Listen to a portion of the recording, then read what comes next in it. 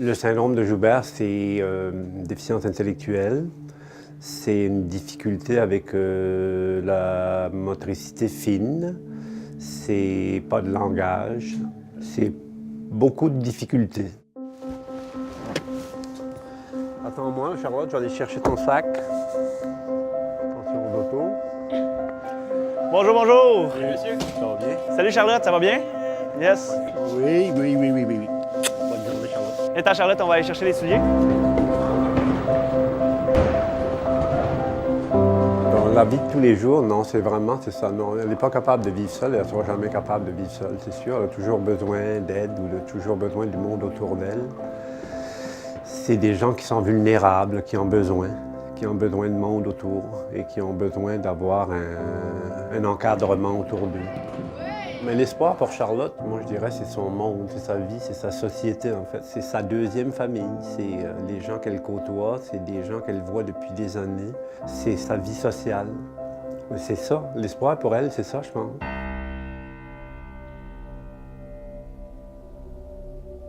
Tant que tu entends du bruit, ça va.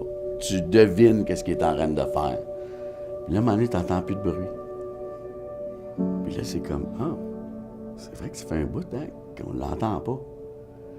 Puis là, tu arrives dans le salon, là, puis là, il a tout pété. Je veux dire, il a déchiré. Imagine-toi, tu avais laissé tes papiers, là. Tes papiers d'impôt sur une vente, genre. Et lui, il en a fait des confettis. That's it. Ça y est. Tes impôts, il faudra que tu recommences cette année.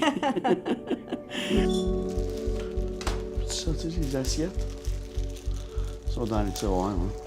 On a toujours su que Vladimir, même quand il était bébé, tout petit, qu'il y avait quelque chose d'un petit peu différent comparé à peut-être d'autres enfants. Alors, effectivement, on a eu le diagnostic qu'il était autiste, puis il avait 5 ans, et on n'était pas surpris.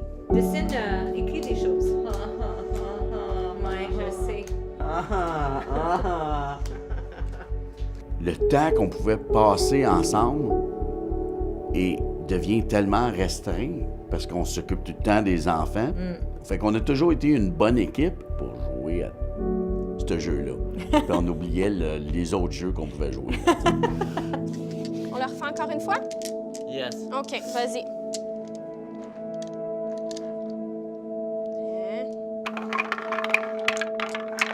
Go! Ce qui est important pour nos familles à la Corporation L'Espoir, c'est beaucoup le répit. Les familles sont épuisées. Ils sont épuisés parce qu'ils ont des enfants avec des besoins particuliers. Puis le répit, ça prend tout son sens pour ces familles-là. Une fin de semaine, une semaine, un 5 heures, aller faire l'épicerie tout seul pour une famille qui vit avec une personne plus lourdement handicapée, c'est un luxe extraordinaire. Puis c'est important pour nous de juste offrir du répit aux familles en premier lieu, parce que c'est ce qui fait qu'ils peuvent continuer, c'est ce qui fait que la personne peut rester au sein de sa famille, c'est ce qui fait qu'on évite l'éclatement des familles aussi.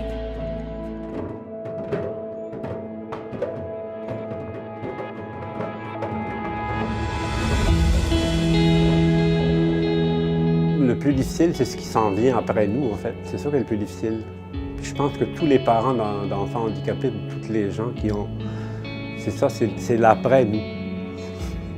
L'après parce que tu sais pas comment ça va tourner, qui va être là, qui va subvenir aux besoins, qu'est-ce qui...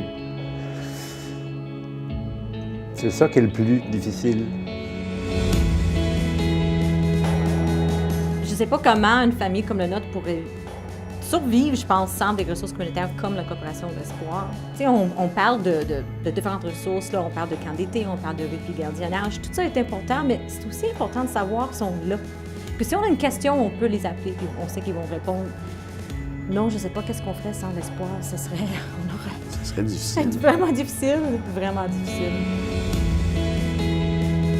Le plus grand réconfort qu'on a trouvé, nous, c'est par l'espoir, puis c'est par les gens qui sont comme nous, qui vivent la même situation que nous, qui comprennent, qui ne te fait pas regarder comme un extraterrestre quand tu arrives. C'est tout ça, en fait, qui fait que tu vois la vie après, puis tu dis, bon, ben, tu relativises. Et puis il y a une chose aussi qu'on apprend, c'est qu'avec le temps, on est heureux comme toutes les familles. On est dans le même état que toutes les autres familles. Et moi, je suis dans une famille, je ne changerai pas ma famille pour n'importe laquelle.